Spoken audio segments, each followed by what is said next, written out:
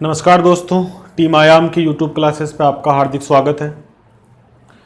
Rajasthan police के 5 marks के portions में हम पिछले लेक्चर से पढ़ना शुरू कर चुके हैं। महिलाओं और बच्चों के प्रति अपराध और उनसे संबंधित कानून, ये एक पोर्शन है राजस्थान पुलिस के आने वाले एग्ज़ाम में। 5 मार्क्स का पोर्शन है, जैसा कि आपको मैंने पिछले लेक्चर में उसके बारे में अच्छी तरीके से बता दिया था। 10 सवाल आएंगे, तो ये गारंटीड पोर्शन है, यहाँ से सवाल आने ही आने हैं। और अगर वो आप अच्छे से करते हैं तो वो एक बोनस 5 मार्क्स बोनांजा आपके लिए रहेगा कि आप गारंटी के साथ उन 5 मार्क्स को पकड़ के रखें। और एक मार्क्स की, आधे मार्क्स की कितनी वैल्यू है एग्ज़ाम में, आपसे कोई बात छुपी हुई नहीं है। तो कल अपने पिछले लेक्चर में यहाँ छोड़ा था, इसी से हम आगे देखते हैं। इसी को अपन देख लेते हैं। हमने आईपीसी को पढ़ना शुरू किया। पिछले लेक्चर में हमने संविधान के संबंध में देखा था कि भारतीय संविधान महिलाओं के संबंध में कौन कौन से प्रावधान करता है। हल्का सा छोटा सा एक चैप्टर बना, उसको हमने किया। उसके बाद हमने भारतीय दंड संहिता, इसको पढ़ना शुरू किया। इसको अच्छे से पढ़िए। देखो, दूसरा कानून आ रहा है। पहला कानून क्या हुआ महिलाओं के संबंध में? भारत का संविधान। नंबर 2 पर हमने किसको रखा? आईपीसी को। दूसरा कानून जो महिलाओं के संबंध में बात करता है वो है भारतीय दंड संहिता। शॉर्ट में आप इसको फेमस रूप से आईपीसी कहते हैं, और इसका मतलब होता है इंडियन पीनल कोड। ठीक है, 1860। देखो, आपको ये एग्जाम कोई आपका जुडिशरी का पेपर नहीं है, ये आपको वकील बनाने का या फिर आपका कोई कानूनी नॉलेज प्राप्त, उसको चेक करने का एग्जाम नहीं है। तो यहां पर धाराओं में और कानूनी दांवपेचों में इतना ज्यादा नहीं उलझना है। आपको जनरल चीजें याद करनी है, क्योंकि एग्जाम आपको कोई कानून विशेषज्ञ होने का ऐसी कोई आप जो आपसे हैं उम्मीद नहीं रख रहा। एक साधारण पेपर की तरह है। तो आपको यह धाराओं के चक्कर में, क्योंकि मैं तो वकील हूं, तो मैं हो सकता है कि आपको कुछ चीजें धाराओं की ओर ले जाऊं, वो इसमें दी हुई तो मेरा बताना काम है। लेकिन आपको जो जिस पोर्शन पे ज्यादा आपको अटैक करना है वो है जनरल पोर्शन, कि जहां से एक सामान्य व्यक्ति से उम्मीद की जाती है कि उसको ऐसा नॉलेज होना चाहिए। तो ऊपरी आपको हल्की हल्की धाराओं का भी याद हो, उतना काफी है। उसको डिटेल में डीप जाने की आवश्यकता नहीं होगी। लेकिन जो महिलाओं के संबंध में कानून है, एटलीस्ट उनका नाम और उनके पारित होने का वर्ष आपको याद करना है। हालांकि देखो, वर्ष और डेट इतना ज्यादा महत्व नहीं रखता, लेकिन ये पोर्शन 5 मार्क्स का 10 सवाल यहां से देने।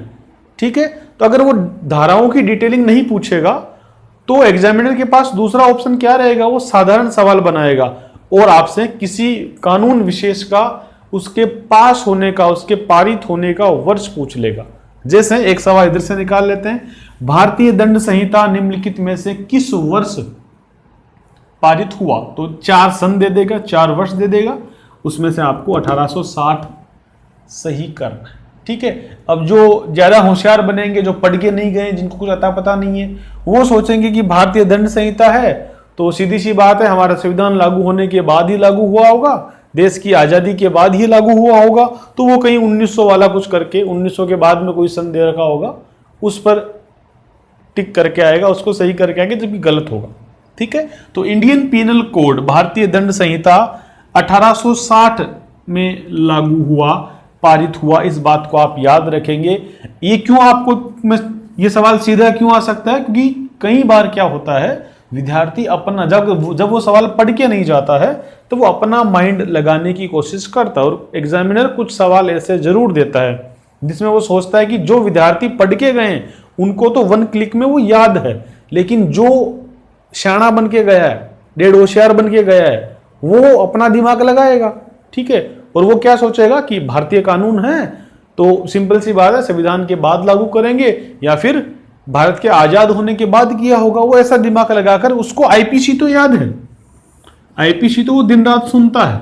ठीक है, लेकिन वर्ष के मामले में वो गलती करेगा। लेकिन आपको गलती नहीं करनी है, आपको अच्छे से याद हो जाएगा 1860। ठीक है, तो भारतीय दंड संहिता के पारित होने का वर्ष 1860 है। एक सवाल इधर से आराम से पूछा जा सकता है, और या तो सीधा पूछ लेगा या फिर दूसरा तरीका क्या होगा, मिलान करने वाले सवाल। इधर महिलाओं के संबंध में निम्नलिखित कानूनों को उनके वर्ष से, उनसे संबंधित वर्ष से मिलाइए। तो इधर लिख देगा कानून, किसी भी कानून का नाम, इस साइड में होगा वर्ष, फिर उनको मिलान करने वाले सवाल तो होता ना, ए से इसको, एक से बी को मिलाना, फिर टू को से मिलाना, ऐसा होता है सवाल। तो वैसे सवाल, मिलान करने वाले सवाल भी एक्ट के सामने, कानून के सामने, अधिनियम के सामने वर्ष लिख करके पूछा जा सकता है। कौन सा सुमेलित है, कौन सा सुमेलित नहीं है, इस प्रकार के सवाल आपसे पूछे जा सकते हैं। तो क्लियर, एक ये आपको, जब भी मैं आपको कोई भी कानून या लिखाऊंगा उसका वर्ष आपको, हालांकि वैसे याद करने की बहुत ज्यादा जरूरत नहीं होती, लेकिन आपके पेपर में इस पोर्शन में जरूरत ज्यादा है, तो विशेष तौर से याद रखिएगा। ठीक है, अब ये आईपीसी महिलाओं के संबंध में क्या बात करता है, कल यहां पर अपन ने बात छोड़ी, मैंने कुछ आपको धाराएं भी लिखाई थी कि कौन कौन सी धाराओं के तहत महिलाओं के से संबंधित अपराध और उनके बारे में बात की गई है। तो अपने बात जो की थी कल, जो क्लास छोड़ी थी हमने, 354 पर बात कर रहे थे अपन, आईपीसी की धारा 354 पर अपन बात कर रहे थे। फिर उसमें मैंने 354 ए लिखाया, 354 बी लिखाया, 354 सी लिखाया, 354 डी लिखाया, ये मैंने 354 की कड़ी में लिखाए थे। तो 354 एक्चुअल में बात किसकी करता है, ठीक है, यह है महिला की लज्जा भंग करना।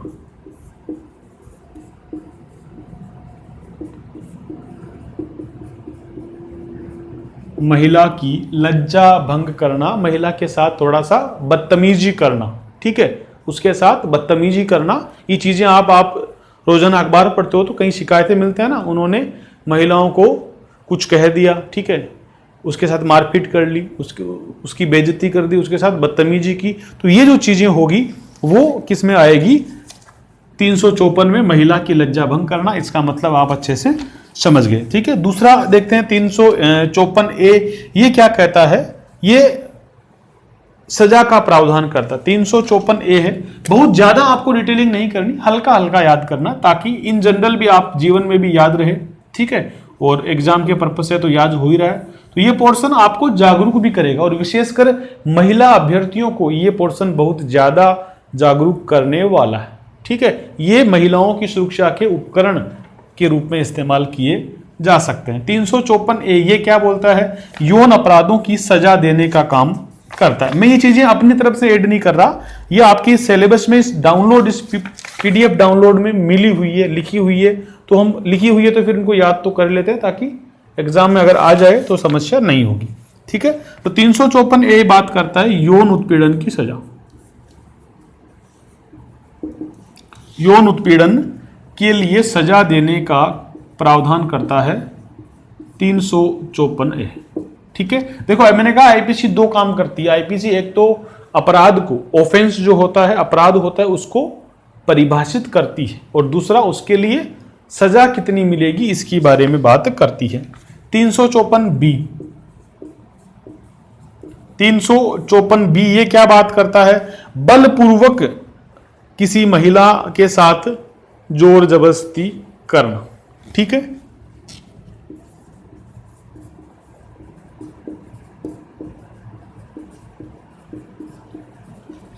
के साथ जोर जबरदस्ती करना, उसके कपड़े फाड़ देना, उसको नग्न करना, ऐसी घटना जो होगी वो इसमें आएगी 354 बी में। ठीक है, तो 354 ए, 354 बी, 354 सी ये क्या बात करता है, ये 354 सी ये ताक झांक करना, ताक झांक करना, ये 354 सी इसके बारे में बात करता है। 354 डी, 354 डी बात करता है पीछा करने की, महिला का पीछा करना। ठीक है, ये कुछ महिलाओं के संबंध में 354 सीरीज जो है वो बात करती है। बहुत ज्यादा डिटेलिंग की आवश्यकता नहीं है, आपको वकालत करवाने के लिहाज से पेपर नहीं लिया जा रहा, तो आपको हल्का हल्का आइडिया होना चाहिए। 354 की ये इधर, और ये मैं क्यों लिखा रहा हूं, क्योंकि आपके इस पेपर में दिया हुआ है, वरना मैं समझता हूं कि जरूरत भी नहीं है, पर पेपर में दे दिया तो पूछ लेता है, तो कोई वो नहीं कि क्यों पूछा। पूछ लिया तो फिर आपको बात फंस जाएगी, इसलिए 354 आप थोड़ा याद रखेंगे। ठीक है, इन सभी धाराओं का उद्देश्य क्या है? सिंपल सी बात है, महिलाओं की गरिमा की रक्षा करना, महिलाओं की सुरक्षा और गरिमा को बनाए रखना, ये इन सब प्रावधानों का अधिकार है। ठीक है, ये हमने यहां पर बात को समझा। इसके बाद अपन देखते हैं अब इनमें सजा क्या क्या है। ठीक है, इनमें सजा क्या है उसको हम देखते हैं। मैं आपको इसके साथ ही पढ़ा रहा हूं कि ये कैसे कैसे पढ़ा रहा है। इसमें कोई चीज पहले दे रखी है तो मैं पहले पढ़ा रहा हूं, इसमें कोई चीज बाद में दे रखी है तो बाद में उसको कवर करेंगे। ठीक है, अब इसमें है कि जो आपका निर्भया केस आपने सुना, उसके बाद 2018 में संशोधन किया गया, कुछ प्रावधानों को बहुत ज्यादा कठोर बनाया गया ताकि ऐसी घटनाओं की पर रोक हो। निर्भया केस के बाद में एक वर्मा समिति बनी थी, उस वर्मा समिति की रिकमेंडेशन, उसकी अनुशंसाओं के आधार पर 2018 में इस आईपीसी में संशोधन किया गया। ठीक है, उस संशोधन में प्रावधानों को और कड़ा बनाया गया, सजा के प्रावधानों को और ज्यादा कठोर बनाया गया ताकि अपराधी अपराध करने से डरे। लेकिन भारत के लिहाज में, भारत में देखें तो ऐसा ट्रेंड देखने को नहीं मिलता। सजा कठोर करने के सापेक्ष अपराधी में अगर डर हो रहा है, उसका इंपैक्ट कितना पड़ रहा है, ऐसा नहीं देखा जा रहा। 2018 में जब प्रावधानों को कठोर कर दिया, उसके बाद भी रेप, हत्या जैसी महिलाओं के प्रति अपराधों में कोई कमी नहीं आ रही, दुगुनी गति से, उतनी ही गति से वो बढ़ते जा रहे हैं। इसका मतलब कि ये कारगर उपाय नहीं हो रहा, फिर भी उपाय किए हैं तो आपको याद दो करने पड़ेंगे। ठीक है, इसमें अपन देखते हैं क्या 2018 के। ठीक है, ये तो हो गया। अब देखो, ये तो मूल है। 18 में क्या किया, इसमें संशोधन किया गया। तो आईपीसी में 2018 में व्यापक संशोधन किए गए। लिख लो ये वाली लाइन, पूछ लेगा आपसे, व्यापक संशोधन किए गए। ठीक है, व्यापक संशोधन किए गए। इन संशोधनों में क्या किया, प्रावधानों को और कठोर बनाया गया। साधारण भाषा में लिखो ताकि आपको याद रहे। संशोधन किया गया तो पूरी एक बात क्या होगी, इन प्रावधानों को, जो महिलाओं के संबंध में अपराधों से संबंधित प्रावधान है, उन प्रावधानों को और कठोर किया गया। महिलाओं के संबंध में जो अपराध होते हैं उनमें सजा के जो प्रावधान हैं उनको और ज्यादा कठोर किया गया। जैसे मैं आपको एग्जाम्पल देके समझा देता हूं कि क्या क्या है, 2-4 आपको याद रह जाएंगे। ठीक है, बलात्कार और हत्या। ठीक है, जनरली ये देखने को मिलता है कि अपराधी जब रेप कर देता है, बलात्कार करता है, तो वो उसके साथ उसकी हत्या कर देता है ताकि वो किसी को जाकर के कहे नहीं, उसका सबूत मिट जाए, उसके बारे में वो किसी से शिकायत ना करे, वो उसकी हत्या कर देता है। तो इसका सजा जो है, इसकी सजा क्या रखी, मृत्युदंड का प्रावधान कर दिया। यानी कि बलात्कार के केस में अगर हत्या होती है, पीड़िता की हत्या हो जाती है, बलात्कार के बाद उसकी मृत्यु हो जाती है, इसको मृत्यु कर दो। ठीक है, बलात्कार के बाद उस हमले से, उस हादसे से, उस पीड़िता की 5 दिन बाद, 6 दिन बाद उस हादसे की वजह से, बलात्कार की वजह से उसकी मृत्यु हो जाती है, तो अपराधी को मृत्युदंड दिया जा सकता है। ठीक है, तो ये मृत्युदंड, उसकी सजा का प्रावधान किया इस 2018 वाले संशोधन अधिनियम से, आप याद रखेंगे। ठीक है, सामूहिक बलात्कार की घटना में, सामूहिक बलात्कार की घटना में इसमें आजीवन कारावास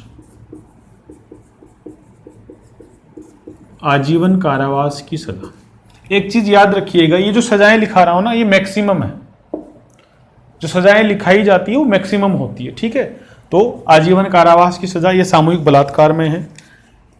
महिलाओं का पीछा करना, ये आप लिख लीजिए। ठीक है, तो 18 में क्या क्या संशोधन किया, हम उस पर बात कर रहे हैं।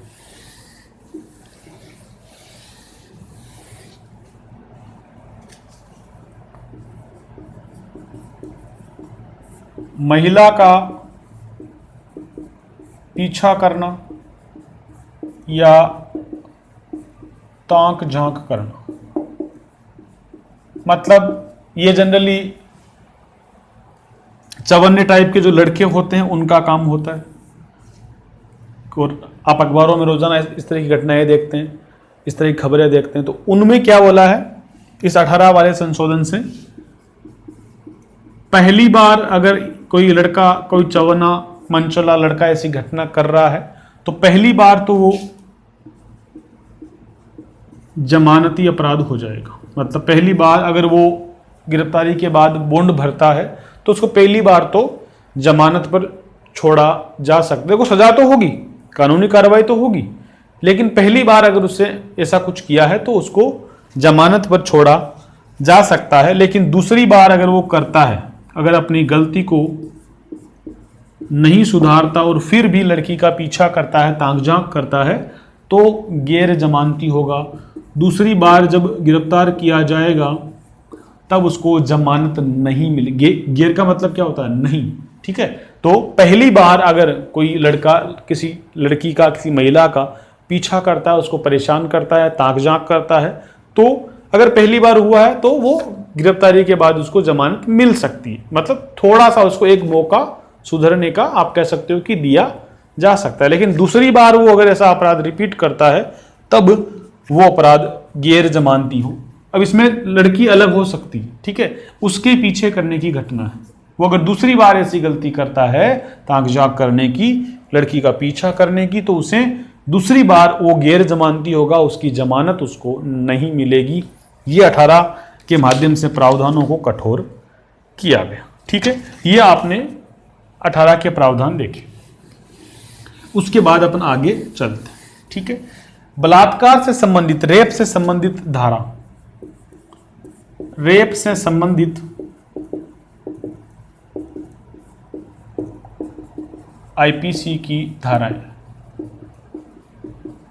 ये भी चर्चित है, ठीक है। रोज रोज हमारा दुर्भाग्य है, हमारे देश का, हमारी समाज का, हमारी सोसाइटी का, कि दिन ब दिन रेप की घटनाएं बढ़ती जा रही है। तो अखबारों में रहता है। अभी हाथरस की घटना हुई कुछ दिन पहले, कुछ सालों पहले दिल्ली का निर्भया केस हुआ। तो रोज ना रोज हम दर्दनाक हादसे इस तरह के देख रहे हैं, तो ये चर्चाओं में रहता है। तो सीधा सीधा आपसे भारतीय दंड संहिता में बलात्कार से संबंधित निम्नलिखित में से कौन सी धाराएं हैं, कौन सी नहीं है, ऐसा करके आपसे सवाल पूछा जा सकता है। तो धारा 375 रेप की यानी बलात्कार की परिभाषा देता है, बलात्कार को परिभाषित करता है। धारा 376 सजा के बारे में बात करता है। फिर आपको 376 ए, सबकी डेफिनेशन की आवश्यकता नहीं है, इसी एक शब्द को याद रखो, ठीक है। इसमें फिर इसके सब सेक्शन अलग अलग कि सामूहिक बलात्कार, ठीक है, पति द्वारा पत्नी को तलाक देने के बाद उसका बलात्कार, तो इसे अंदर आपको बहुत सारी चीजें मिलेगी। लेकिन आप एक शब्द को याद रखो कि रेप से संबंधित जो धाराएं हैं वो आप ज्यादा इसको याद रखा जाता है 376 को, क्योंकि सजा वाला प्रावधान ज्यादा याद रखा जाता है, डेफिनेशन वाला कम, ठीक है। तो 376 ए हो गई, 376 बी, 376 सी, 376 डी, ठीक है। और यह आपका सामूहिक बलात्कार के संबंध में याद रखेंगे, ये थोड़ा और फेमस हो जाता है। ऐसी घटनाएं बहुत ज़्यादा होती है जहां 2 या 2 से अधिक व्यक्ति किसी महिला के साथ बलात्कार करते हैं, वो सामूहिक बलात्कार। ये 376 डी में आएगा, इसे थोड़ा विशेष रूप से याद रख लीजिए, ठीक है, क्योंकि जो अखबार में अधिक चर्चाओं में रहती है जो घटनाएं, उन्हीं के सेक्शन ज़्यादा पूछे जाते हैं। 376 ई हो जाएगा, ये आपको याद करना, ठीक है। तो आईपीसी की ये धाराएं जो है ये महिला की इज्जत से संबंधित है, ठीक है, महिला की गरिमा से संबंधित है, उस पर यौन अपराधों से संबंधित है। ये 376 और 354 वाली वो हमने देखी, ठीक है। ये आपको थोड़ा इधर याद करना। इसके बाद में यहाँ इसी के अंदर और चीज लिखी हुई है, पर पहले अपन थोड़ा सा जो है एक दो धारा और देख लेते हैं कि वो धाराएं भी दे रखी है जिनको हमें करना है। वो धाराएं कौन सी दे रखी है? 304B, ये भी आप याद रखेंगे। 304B, 304B जो है ना वो क्या है? दहेज हत्या की है। आगे मैं दहेज पढ़ाने वाला हूं, उसमें वापस इसकी बात करेंगे, लेकिन आईपीसी के तहत है तो अपन पहले आईपीसी के अंदर इसको डाल लेते हैं। आईपीसी की धारा 304B 304B ये दहेज हत्या के बारे में बात करता है। ठीक है। 498A महिला के प्रति निर्ममता, ससुराल में उसकी सास ननद जो लोग होते हैं ससुराल वाले, उनके द्वारा महिलाओं के साथ अक्सर हम देखते हैं कि क्रूरता का व्यवहार किया जाता है, उसको भी अपराध बनाया गया है 490A के तहत। ठीक है। 306 महिला को आत्महत्या के लिए उकसाना या आप कहोगे मजबूर करना, ये चीजें आप प्रतिदिन अखबारों में पढ़ते हैं तो थोड़ा सा उनको आईपीसी से रिलेट करें और धाराएं अपने आप याद हो जाएगी। दहेज के कारण किसी लड़की की हत्या हुई, किसी विवाहिता की हत्या हुई, तो वो धारा कौन सी याद रखनी है आपको? 304B। ससुराल में उसके साथ कोई निर्ममता हुई या उसके पति के द्वारा उसके साथ मारपीट होती है, क्रूरता होती है, तो 498A। और 306, ठीक है, उस महिला को, उस विवाहिता को आत्महत्या के लिए उकसाना। जनरली आप देखते हैं ना, कई बार कई की विवाहिता अपनी आत्महत्या कर लेते हैं, फिर वो उसके जो ससुराल वाले होते हैं वो कहते हैं कि हमने तो कुछ नहीं कहा, लेकिन जांच में पाया जाता है कि उसकी जो सास होती है, उसकी ननद होती है, उसके जो ससुर होते हैं, देवर होते हैं, वो लोग उसको इतना परेशान करते हैं कि वो आखिरकार अपनी जान देने के लिए खुद की हत्या, खुद की मृत्यु कर लेती है। तो वो जो प्रावधान है उसको कवर करने वाला 306 है। तो ये चीजें आप थोड़ी सी इसमें याद रखेंगे, ये वाला पोर्शन भी आप याद रखेंगे। इसके बाद एक और आपको धारा याद करनी, ये आपको मिल गई ना, दहेज हत्या, और ये 306 और 498, इसे आप याद रखेंगे। एक और अनुच्छेद आपको धारा मिलेगी 509, धारा 509, इसे भी आप याद रखिएगा। धारा 509 ये क्या बोलता है? महिला या लड़की पर फब्तियां कसना, व्यंग्य करना। ठीक है, जैसे होता है ना, हम देखते हैं कई बार मनचले चवन्ने टाइप लड़के रास्ते में बैठ जाते हैं, चौराहे पर बैठ जाते हैं, बस स्टैंड पे खड़े होते हैं और आती जाती लड़कियों को कुछ ना कुछ बोलते रहते हैं, गलत भाषा का, उनके शरीर पर टिप्पणियां करते रहते हैं। तो वो जो अपराध है, उन पर फब्तियां कसने का, उन पर व्यंग्य करने का, उनकी तरफ इशारे करने का, बहुत सारे तरीके, इनसे ये जो अपराध होगा वो धारा 509 आईपीसी की धारा 509 उस पर लगेगी।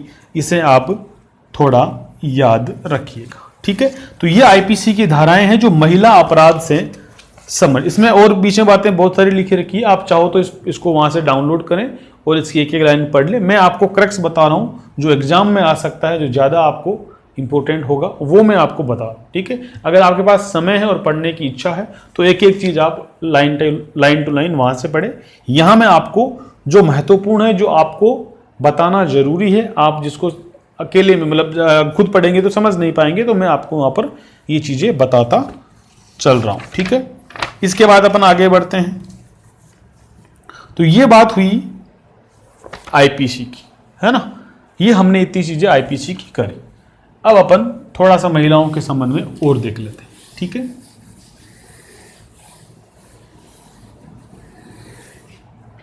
ये हमने आईपीसी को कंप्लीट कर लिया।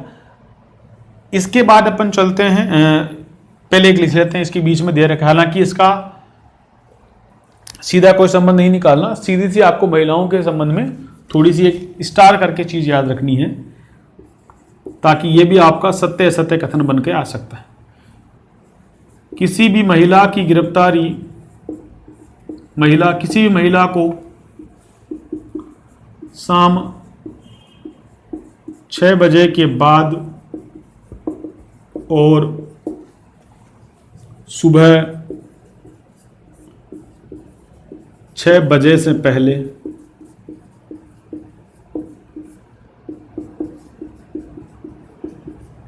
गिरफ्तार नहीं किया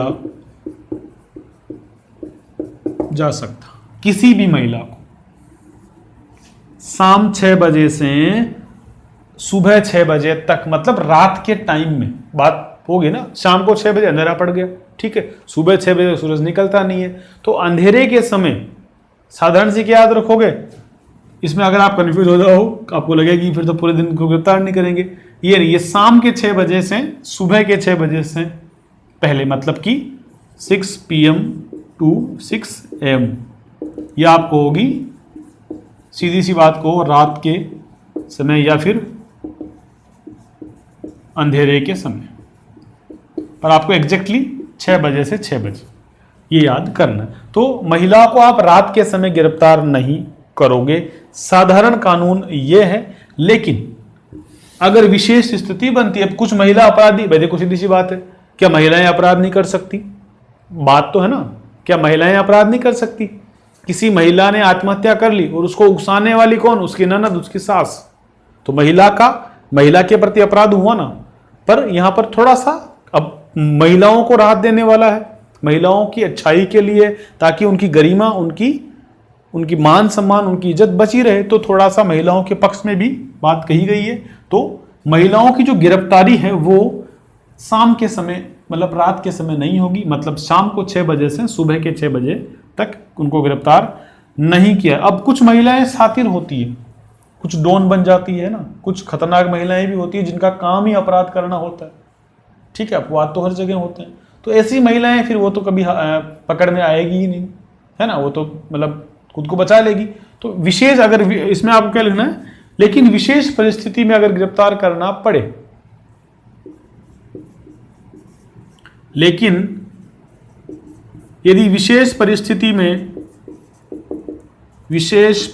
मतलब रात को भी कई बार गिरफ्तार करना पड़ जाता है कि भाई सुबह तक ये भाग जाएगी कहीं पर, अभी मौका है उसको पकड़ लें, ऐसी स्थिति नहीं बनती। और बहुत बड़ी डॉन है, बहुत बड़ी गुंडी टाइप औरत है, अगर वो पुलिस को खबर मिलेगी वो अभी यहाँ आई हुई है, उसको गिरफ्तार करना जरूरी है, वरना भाग जाएगी, फिर 6 महीने हाथ नहीं आएगी।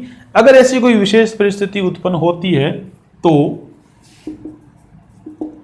यदि किसी विशेष परिस्थिति में गिरफ्तारी अति आवश्यक हो तो महिला पुलिस अधिकारी, महिला कांस्टेबल का साथ उपस्थित होना जरूरी हो, ठीक है, मतलब उसको महिला कांस्टेबल से गिरफ्तार करवाना पड़ेगा, वरना आप सिंपल सी बात ये कि रात के समय गिरफ्तार नहीं करोगे। ये बात याद रखनी है महिलाओं के संबंध में, ठीक है, ये वाली बात हुई। चलो, इसके बाद अगला अधिनियम कौन सा आता है? भारतीय साक्ष्य अधिनियम, इंडियन एविडेंस एक्ट। इसके बाद अगला कौन सा अधिनियम आता है? भारतीय साक्ष्य अधिनियम। IPC complete. भारतीय संविधान क्या बात करता था पिछले लेक्चर में देखा, आईपीसी का हमने इसमें देखा कि कौन कौन सी धाराएं महिलाओं के संबंध में बात करती है। अगला है भारतीय साक्ष्य अधिनियम। भारतीय साक्ष्य अधिनियम, ये अधिनियम है 1861 का। कब का है? भारतीय साक्ष्य अधिनियम का, 1872 का। कब का है? 1872 का भारतीय साक्ष्य अधिनियम। वर्ष आपको याद करना ही करना है। भारतीय साक्ष्य अधिनियम, इसका अंग्रेजी नाम है Indian evidence act. Indian evidence act 1872। मिलान करने वाले सवाल आपसे पूछे जा सकते हैं। कानून का नाम दे करके उसका वर्ष कौन सा है, ये वाले सवाल आपसे पूछे जा सकती है। ठीक है, चलो। साक्ष्य अधिनियम, सीधी सी बात है, एविडेंस है ना, सबूत। भाई कोई भी अपराध होगा तो सिंपल सी बात है, उस अपराध में आपको सबूतों की आवश्यकता पड़ेगी, है ना। अगर मैं कहूँ कि आपने उस व्यक्ति को, मैं अगर आप पर आरोप लगाऊं कि आपने मेरे साथ मारपीट की, मुझे यहाँ चोट पहुँचाई, और मैं इस मामले को लेकर के थाने में जाऊँ, फिर कोर्ट में जाना पड़ेगा। ठीक है, सुनवाई होगी, ट्रायल होगा, फिर आपसे जज पूछेगा, मजिस्ट्रेट आपसे पूछेंगे कि क्या आपने इनके साथ मारपीट की। आप कहोगे सिंपल सी बात है, चोर थोड़ी कहता है कि मैंने चोरी की। ठीक है, वो तो कहेगा मैंने तो नहीं की। फिर मैं क्या कहूँगा, अगर मेरे वास्तव में मेरे साथ मारपीट हुई है, आपने चोट पहुँचाई है, तो मैं कहूँगा कि देखो जी, मेरे यहाँ इसने मारी, ये मेरा मेडिकल, ये डॉक्टर का मेरे पास दवाइयों का स्लिप है, और ये मैं दिखाऊंगा। फिर वो कहेगा कि मैंने नहीं मारी, ये हो सकता है किसी और ने मारी। बिल्कुल सही बात है। अगर मैं आप पर आरोप लगाऊं कि इस व्यक्ति ने मेरे साथ मारपीट की, इस बात को लेकर के मैं थाने जाऊं, FIR होगी। ठीक है, मैं कहूँ कि इस व्यक्ति ने मेरे यहाँ कोहनी पर चाकू से हमला किया, और ये मेरा इतना इतना खून बहा, और ये मेरा पट्टी बंधी हुई है, हाथ पर प्लास्टर है, और ये मेरे डॉक्टर का सर्टिफिकेट है, ये मेरा एक्सरे है। ठीक है, फिर वो व्यक्ति कहेगा कि साहब चोट तो किसी और से भी हो सकती है, हो सकता है वो खुद का एक्सीडेंट हो गया, नाम मेरा लगा रहा है ना। यहाँ बात फंसेगी तो बात अंत तक किस पे आएगी? सबूतों पर। सीधी सी बात है, वो अगला व्यक्ति कहेगा सबूत क्या है कि मैंने ही मारी। सिंपल सी बात। तो ये यहाँ आप सबूत क्या हो जाते हैं? बहुत ज़्यादा इंपॉर्टेंट हो जाता है। ठीक है, IPC के बाद आपको सबूतों में इंडियन एविडेंस एक्ट की सहायता लेनी पड़ेगी। ये एक्ट बताएगा कि सबूत किस तरह का रोल, साक्ष्य जो होते हैं, एविडेंस होते हैं, वो किसी अपराध की सुनवाई में किस तरह का इंपॉर्टेंट रोल अदा करते हैं। इसमें अब वो व्यक्ति मुझसे कहेगा ना कि भाई मैं तो उस समय मेरा, फिर वो क्या कहेगा? अपनी कॉल डिटेल दिखाएगा, अपनी फ़ोन का डिटेल दिखाएगा। ठीक, अगर मान लो वो कहीं यात्रा कर रहा होता उस समय, तो वो अपनी टिकट दिखाएगा। उसके बाद जितने साक्ष्य होंगे वो बताएगा। मेरे साथ मारपीट हुई तो मेरे पास जितने साक्ष्य होंगे, टाइमिंग होगा, क्या किसी और ने मारपीट होते हुए देखा वो बताएगा, क्या कोई CCTV कैमरा है वो उसको दिखाएगा। जो भी सबूत मेरे सामने, कोर्ट उनको स्वीकार करे या ना करे, कोर्ट का विषय, लेकिन दोनों पक्ष अपने अपने साक्ष्यों को लेकर के जाएंगे। तो ऐसी एक साक्ष्यों की लड़ाई होती है। ठीक है, अब यहां अपने को महिलाओं के संबंध में ही बात करनी है, तो सिंपल से आपको 2 बातें याद करनी है। इसमें कोई धारा वारा आपको नहीं याद करनी। ठीक है, इंडियन एविडेंस एक्ट में आपको कोई धारा याद नहीं करनी। सिंपल मैं आपको 2 लाइनें लिखाऊंगा, उन 2 लाइनों को आप अच्छे से याद रखें जो आपके इस सिलेबस में दी गई है। ठीक है, इसमें आप क्या लिखेंगे? ये जो हमने पिछले पढ़े थे ना IPC वाले, 354 पढ़े, 354A पढ़ा, 354B पढ़ा, C पढ़ा, D पढ़ा, ये जो हमने पढ़े, 354 पढ़ा और फिर 376 पढ़ा, जो IPC की जो धाराएं हमने पढ़ी है, उन धाराओं में अगर कोई महिला FIR करवाती है और ट्रायल में केस जाता है, कोर्ट के सामने बात जाती है, तो कोर्ट के सामने अपराधी ये नहीं कहेगा कि ये महिला बदचलन है। इस बात को साक्ष्य के रूप में नहीं माना जाएगा। सिंपल सी बात है ना। कई बार क्या होता है कि सामने वाला व्यक्ति ये कहता है कि ये औरत तो है ही ऐसी। आपने कई बार सुना है, हम भी, हमारे समाज की कड़वी सच्चाइयां मैं आपको बता रहा हूं। जब भी हमारे आसपास हम कई बार देखते हैं कोई महिला किसी व्यक्ति के साथ उसकी मित्र है, ठीक है, जब उनके बीच कोई बात बिगड़ती है तो वो महिला उस पर रेप का, मारपीट का, लज्जाभंग का कोई केस कर देती है। तो व्यक्ति कोर्ट में ये कहता है कि ये महिला तो बदचलन है, ये पहले भी ऐसा मेरे साथ कर चुकी है, लेकिन उस समय इसने शिकायत नहीं की, अब कर रही है। ठीक है, इसका पूर्व अनुभव ऐसा है। ठीक है, इसमें सब लोग ऐसा करते हुए जानते हैं, लेकिन ऐसी बातों का साक्ष्य के रूप में कोई प्रभाव नहीं होगा। इस बात को हमारा एविडेंस एक्ट कहता है कि पहले उसने क्या किया, वो दूसरे लोगों के साथ क्या करती है, इसका आपके केस से कोई मतलब नहीं है। आपने जो गलती की उस पर बात करो, ठीक है। तो किसी महिला का जो पूर्व का अनुभव है वो पहले कैसी थी, उसको आधार बना करके कोई व्यक्ति उसके आचरण का, उसके नैतिक चरित्र का अपघटन करके, उसको कम करके, ठीक है, उसका फायदा नहीं उठा सकता। इस बात को आप याद रखेंगे, ठीक है।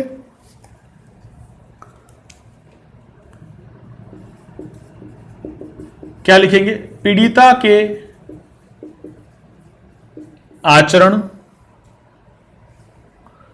या पूर्व लैंगिक अनुभव का साक्ष्य सुसंगत नहीं होगा, सुसंगत नहीं होगा। मतलब उस साक्ष्य को लेकर के वो डिफेंस नहीं करेगा, ठीक है, कि ये महिला तो ऐसी है, ये तो आज बोल रही है, इतने साल क्यों नहीं बोली, ऐसा नहीं कह सकता, ठीक है। उसने अपराध किया, उसकी सजा उसको मिलेगी, ठीक है। इस बात को आप याद रखिएगा। दूसरी बात साक्ष्य अधिनियम क्या कहता है, दूसरी बात साक्ष्य अधिनियम क्या कहता है, वो थोड़ी सी आपको समझनी पड़ेगी, वो बात आपको थोड़ी सी समझनी पड़ेगी, ठीक है। यही जो आपको मैंने पिछली धाराएं बताई थी, 354 ए बी सी डी और वो 376, तो 354 का पोर्शन और 376 का पोर्शन विशेष रूप से यही काम आता है। इस पोर्शन में अगर कोई महिला शिकायत दर्ज करवाती है, इस पोर्शन में अगर कोई महिला एफआईआर करवाती है, मामला कोर्ट के सामने जाता है और यहां पर कोर्ट को प्रथम दृष्टया उस महिला की बात को सच मानना है। कोर्ट का कर्तव्य क्या होगा, यह एविडेंस एक्ट कहता है कि जब तक उसमें कोई कॉन्ट्रेरी बात, जब तक कोई विपरीत बात साबित नहीं हो जाती, तब तक कोर्ट उस बात को सत्य मानकर चलेगा। फॉर एग्जाम्पल देके मैं आपको समझा दूं। ए और बी, ठीक है, ए महिला है, इसने इस पर केस दर्ज किया, ठीक, रेप का, लज्जाभंग का, मारपीट का केस कर दिया, 376, 354 सारे जो 2-3 केस इस पे इस व्यक्ति पर लगा दिए। किस पर? बी पर। ये बी, ये पुरुष। जब मामला कोर्ट पहुंचा तो इस महिला ने तो कहा कि इसने मेरे साथ रेप किया, मेरे साथ मारपीट की, मेरी लज्जाभंग की, जो भी इसमें प्रोविजन थे वो इसने इस पे आरोप लगा दिए। अब कोर्ट जो है ना, कोर्ट भाई आपको किसी की बात तो माननी पड़ेगी। जनरली हम जब छोटे बच्चों को पढ़ाते हैं तो हम देखते हैं कि कौन सा बच्चा सही बोल रहा है, तो हमें बच्चों के मामले में क्या करते हैं स्कूल में गुरुजी, वो दोनों को गलत मानते हैं। लेकिन हमें यहां पर एक पक्ष को पहले से सही मानना है, और वो पक्ष कौन सा है? महिला का पक्ष। कि जब तक बात गलत साबित नहीं हो जाती तब तक हम ये जो महिला कह रही है उस बात को सच मानेंगे। लेकिन दूसरे मामलों में ऐसा नहीं है, दूसरे मामलों में ऐसा नहीं है। मैं अगर आपके खिलाफ लगा दूं कि आपने मेरे साथ मारपीट की, तो कोर्ट पहले से यह मानकर नहीं बैठेगा कि आपने मेरे साथ मारपीट की ही की है। दोनों पक्षों को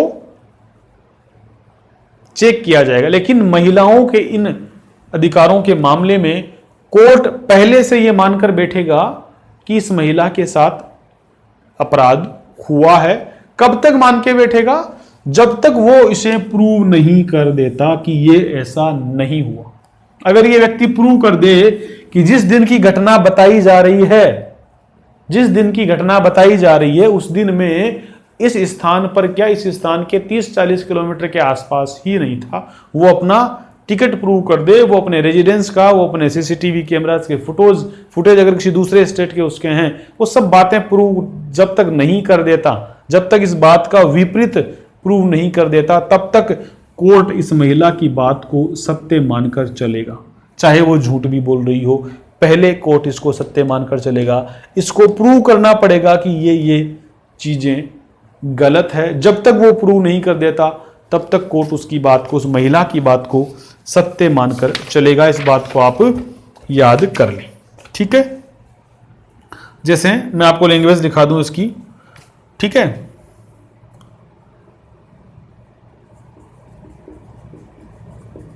न्यायालय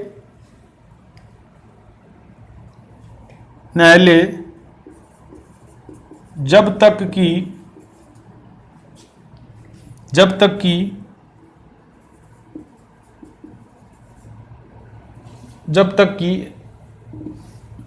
कि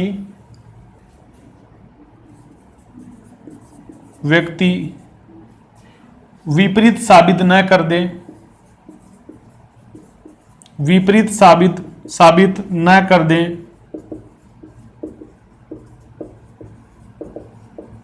तब तक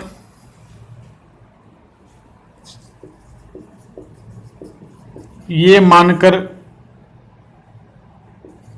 चलेगा। मैं आपको आसान भाषा में लिखा रहा हूं, यहां पर उपधारणा करना ऐसा कुछ लिखा हुआ है तो आपको दिक्कत हो जाएगी, इसलिए मैं साधारण लिखा रहा हूं। यह मानकर चलेगा कि ऐसा अपराध उस व्यक्ति ने किया है, अर्थात महिला की बात को सत्य मानकर चलेगा, ठीक है। अर्थात महिला की बात को सत्य मानकर चलेगा, ये एविडेंस एक्ट बात करता है।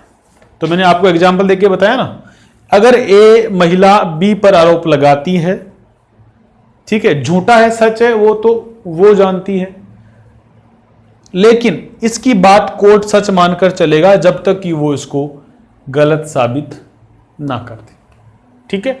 ये महिलाओं के पक्ष में ही हुई ना बात, तो महिलाओं के पक्ष में जो कानून है उसी पर तो हमें बात करनी है। तो ये दो बातें कौन करता है? एक तो पहली बात कौन सी, किसी महिला के आचरण को, उसके नैतिक आचरण को, उसके पूर्व लैंगिक अनुभव को साक्ष्य बना करके कोर्ट में नहीं लाया जाएगा, वो संगत नहीं होगा, मान्य नहीं किया जाएगा। और दूसरी बात है कि महिला की बात को जब तक वो विपरीत साबित ना कर दे, किसमें, 354 में और 376 में, इन दोनों सीरीज में, जब तक वो विपरीत साबित, जब उस तक उसकी बात को वो सामने वाली पार्टी, वो व्यक्ति, वो पुरुष गलत साबित नहीं कर दे, तब तक उस महिला की बात को ही सत्य माना जाएगा।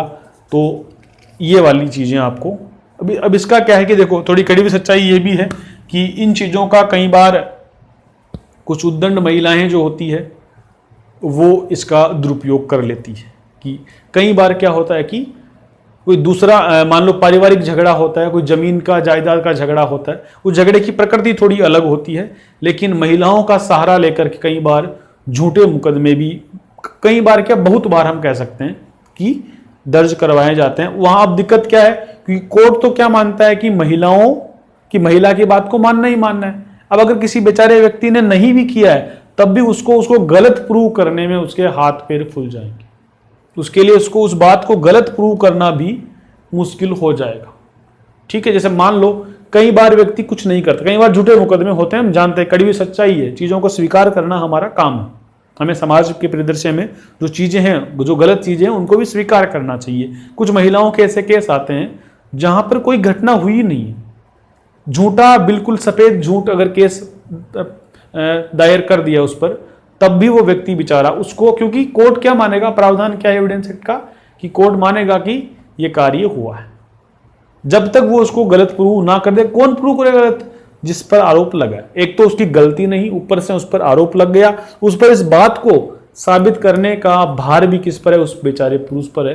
वो उसको गलत भी वही साबित करे, तो बिना कुछ गलती किए उसको कितना संघर्ष करना पड़ता है, और वो थक हार करके फिर पैसों में समझौता करता है, उसमें लेन देन का काम होता है, फिर जो उनका दूसरे इसमें कहीं सौदे समझौते होते हैं। तो ये कड़वी सच्चाइयाँ भी हमको याद समझ में रखनी चाहिए चीज़ों में। तो ये एविडेंस एक्ट हमने देखा, वर्ष याद रखिएगा, दोनों प्रावधान सत्य असत्य वाले कथनों के संबंध में बना करके याद करें। इतना ही करते हैं इस क्लास में। बाकी बातें अपन अगली क्लास में देखेंगे। तब तक के लिए आपको ऑल द बेस्ट, बहुत बहुत धन्यवाद।